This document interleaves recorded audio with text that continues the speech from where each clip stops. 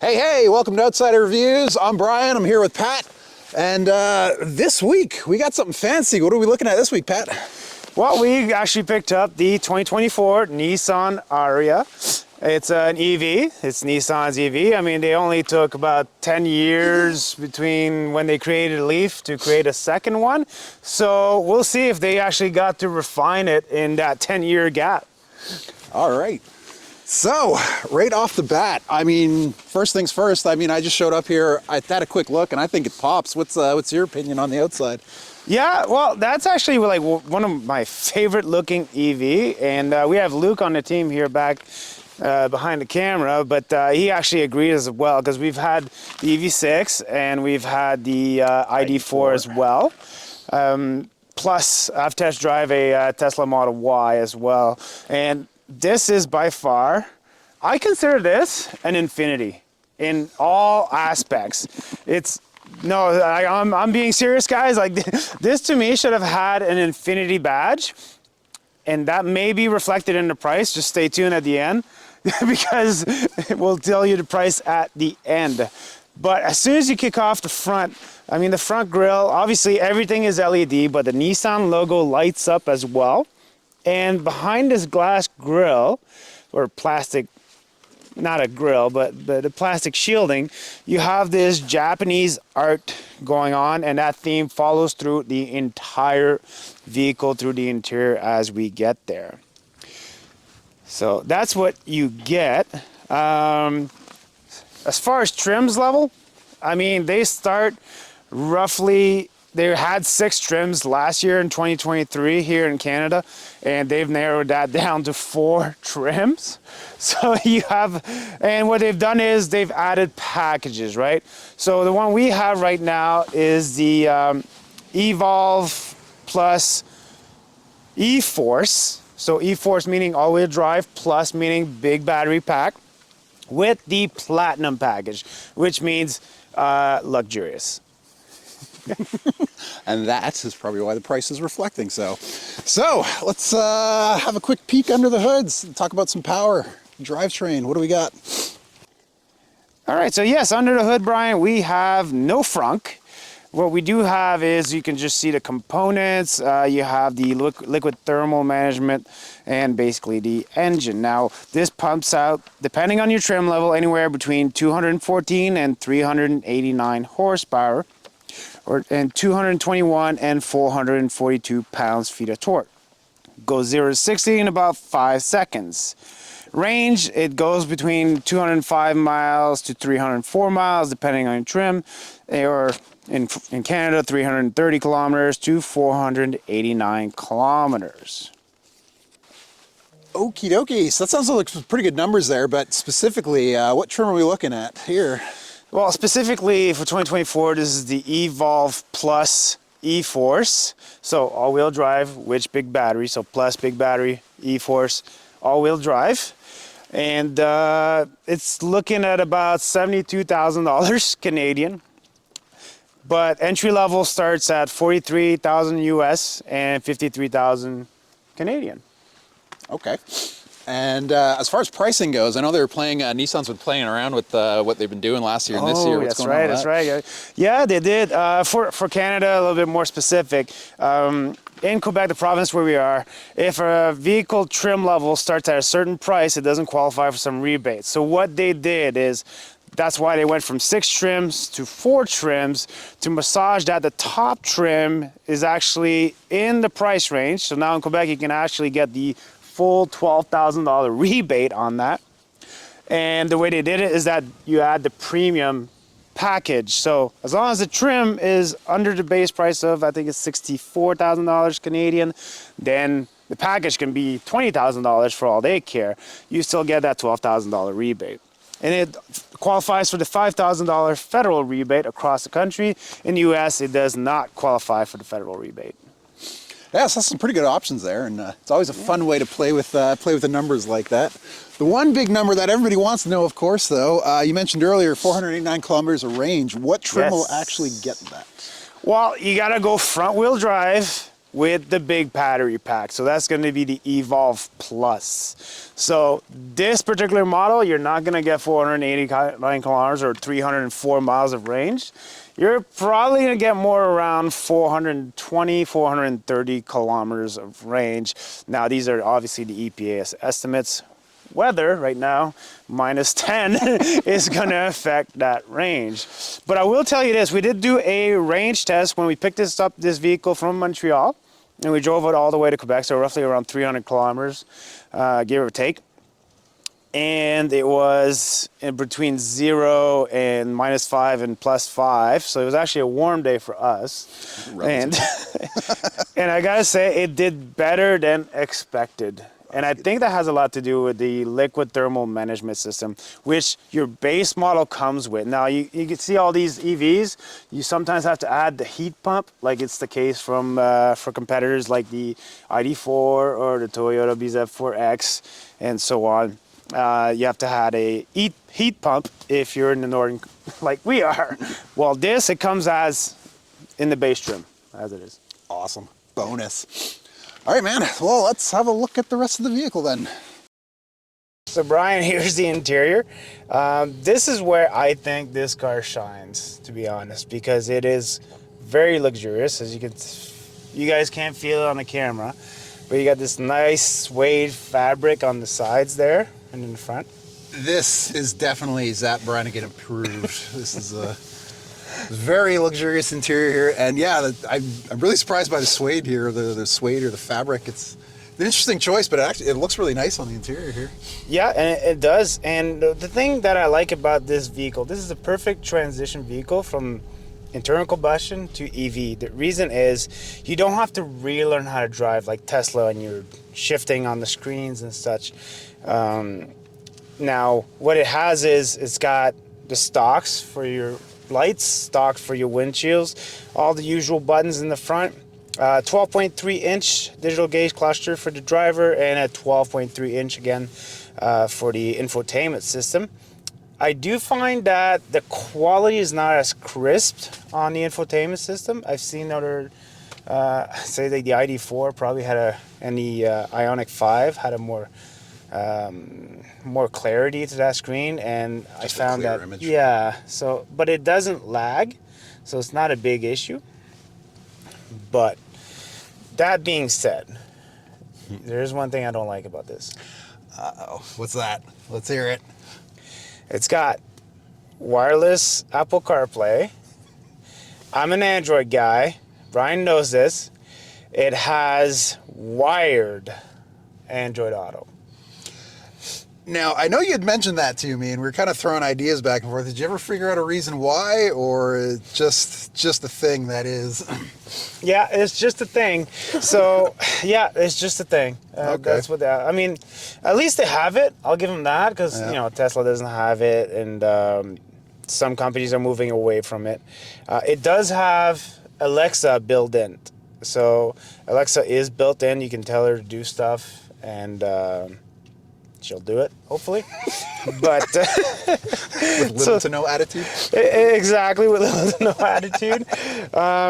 And since one of the things I don't like too much, this doesn't have a one-pedal drive. Now, Nissan did give an answer to that. They're saying it's because they're trying to make it the smooth transition from internal combustion to a EV. Now, I'm gonna say, great. But you already have options for that. You see, this has a D mode for drive, regular drive, and a B mode for more regenerative driving. And then it's got the E-step, right? Okay. And the E-step is even more aggressive. It's almost like one pedal, but it won't come to a full stop. 10 kilometers an hour is where it'll keep creeping. What I'm thinking is the B is enough regenerative for people that want to have like not a full stop, and the E-step should actually be like full one pedal drive, in my opinion. That way you have 3 options, not to mention drive modes. Okay. Now I do, that is an interesting point actually, because I do remember between the EV6 and the ID4 that we did last year, the ID4 didn't have full pedal drive. Mm-hmm. The EV6 had the option to go between the regenerative or one pedal drive, and honestly I much preferred the one pedal drive. So interesting choice here, but I think the people just want the option. Yeah, EV adopters want the one pedal drive. Now, so taking you out to the front, I took you to the screens and everything, and this is some nice wood fabric, and it's like touchscreen is how you change the temperatures. Push button start, I'm okay with it. And there you got the shifter and Oh, look at the that. moving center console, motorized center console. It moves front and back. And for the shifter, like you just press for start. And if you want to go into B mode, you just click it back twice and it goes into B mode. Press for start. For park, sorry. Cool. Yeah, cup holders are pretty great. You have a sliding door here that people will probably never use. And as far as this, you don't have much storage, but you have a wireless charger. Perfect. Leg room, how does he feel? I got tons of room here. I actually just moved my seat back a little bit, and when I was doing it, everything kind of popped up on the screen there. But yeah, it's very comfortable up front. I'm loving these seats. It's very comfortable. I got plenty of headroom here. So does my hair. And then, of course, we got the panoramic roof open here. Yeah, so as far as leg room, what you're looking at is about 42.3 inches of leg room. Okay. Which is actually the best in its class. How many bananas is that? I don't know how many bananas it is. I know it's 42.3 inches of leg room. Brian? I'll get back to you on that, internet. So it's better than all its competitors. Perfect.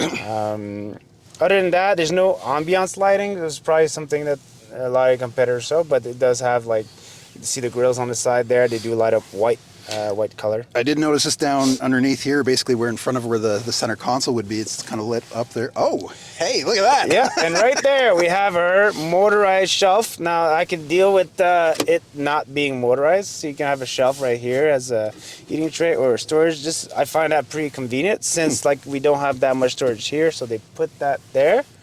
And of course you have your regular glove box over there, so that one's a push. I just think that they should just make it push button and you can just shove that close. Fun fact, when you're driving around with it open, this flashes at you, so I don't think they like it to be open while you're driving around.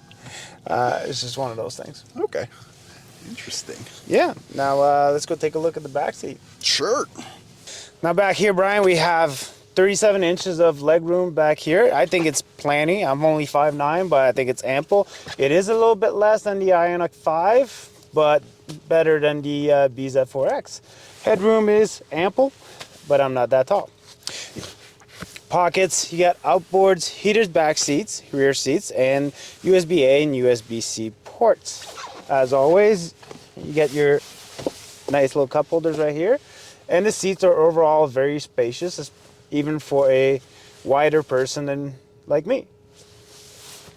Let's go see how much space we have in the cargo area. Now in the back end, we have obviously LED in the back, Nissan written over here, and we have a rear wiper, which the Ioniq 5 does not have, big omission.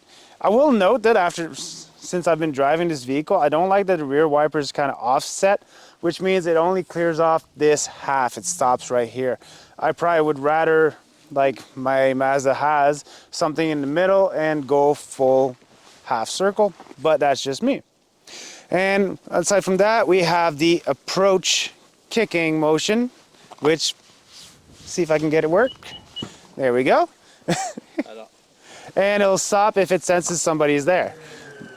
Otherwise, you can just press the button under the tailgate. That's what I usually do because I don't like kicking around like a fool. So back here, we have 22 cubic feet of space. It's a little bit less than the some of these other models, and you have different components that you can open, but you have your tire repair kit and all that stuff, not that much room overall. Powered tailgate, and you do have a 59 cubic feet when you put all the seats down. Now let's go for a drive and give you our final thoughts. Here we go. Now, my overall impression, basically, I've been driving this vehicle for almost 1,000 kilometers this week. Been driving it quite a bit, and I don't have a level 2 charger at home. I've been charging it just in the plug-in, so basically overnight I get maybe like 10%, 9% of battery life back from just a regular 120 volt outlet. What I did notice is, again, go watch my charging video, but this has a charging capacity of about 130 kilowatts an hour, and that is definitely below what the norm is. I mean, if you look at Hyundai's and Kia's, theirs is about 230 kilowatts, so there's a big difference right there where you lose. However, what I've seen from the thermal management system, liquid thermal management system, is that I am losing less range in cold weather because it is minus 20 during the week sometimes here a little bit north of Quebec City. And I found that my range is not that bad. I find that I'm very impressed with how this manages the battery and how much juice I get out of it. Now, financial speaking, I've only been charging like fast charging, so level 3, and that's actually, I save at least half the amount of money by charging level 3 than I would on gas for the same amount of kilometers. And if I was to charge at home, then it would be drastically less, maybe a quarter of the cost. Handling wise, this car is amazing. The suspension is perfectly tuned. It is rigid, but just the way I like it personally, because I like it to be responsive, but it's still comfort.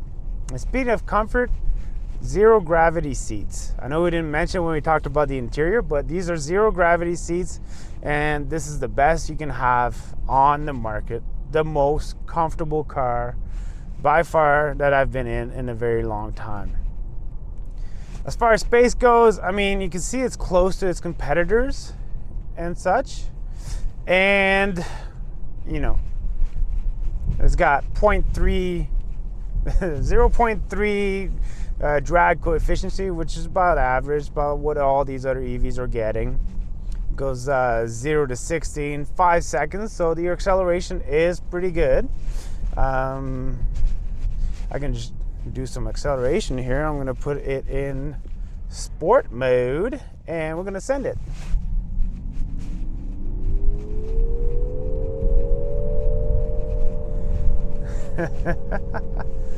So I definitely love sport mode, but I've been driving basically the E-Step, and that's how I like to drive this vehicle.